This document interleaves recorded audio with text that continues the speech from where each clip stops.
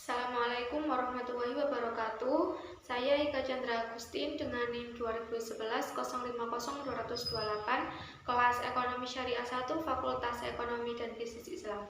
Di sini saya akan memberikan tanggapan tentang video yang sudah dijelaskan oleh Bapak Abdul Latif Nafis yang berjudul Tugas dan Wewenang OJK. Nah, yang pertama yaitu pengertian OJK. OJK adalah sebuah lembaga negara yang memiliki fungsi dan tugas dalam wewenang sistem pengaturan dan pengawasan terhadap industri jasa keuangan. Secara terintegrasi dalam pengawasan otoritas jasa keuangan adalah yang pertama yaitu perbankan, yang kedua pasar modal, yang ketiga asuransi, yang keempat dana pensiun, yang kelima lembaga pembiayaan, yang keenam beberapa lembaga jasa keuangan lainnya. Selanjutnya ada asas-asas otoritas jasa keuangan. Yang pertama yaitu asas independensi, yang kedua asas kepastian hukum, yang ketiga asas kepentingan umum, yang keempat asas keterbukaan, yang kelima asas profesionalisme, yang keenam asas integritas, dan yang terakhir asas akuntabilitas.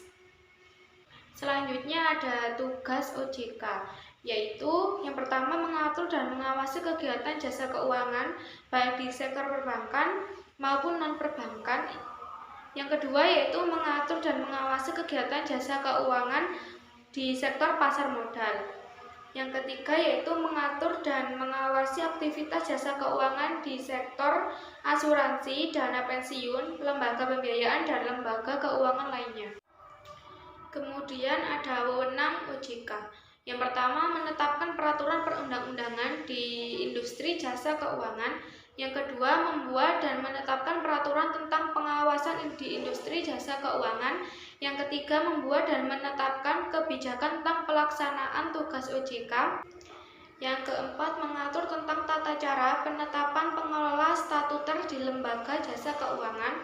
Yang kelima mengatur tentang struktur organisasi dan infrastruktur serta pengelolaan kekayaan dan kewajiban. Yang keenam membuat dan menetapkan peraturan tentang tata cara pemberian sanksi berdasarkan peraturan perundang-undangan yang berlaku di sektor jasa keuangan.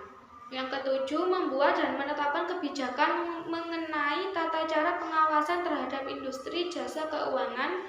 Yang kedelapan, OJK dapat melakukan pengawasan, pemeriksaan, penyelidikan, dan perlindungan konsumen, dan tindakan lain terhadap lembaga jasa keuangan. Yang kesembilan, memberikan sanksi administrasi kepada pihak yang melanggar peraturan perundang-undangan di sektor jasa keuangan.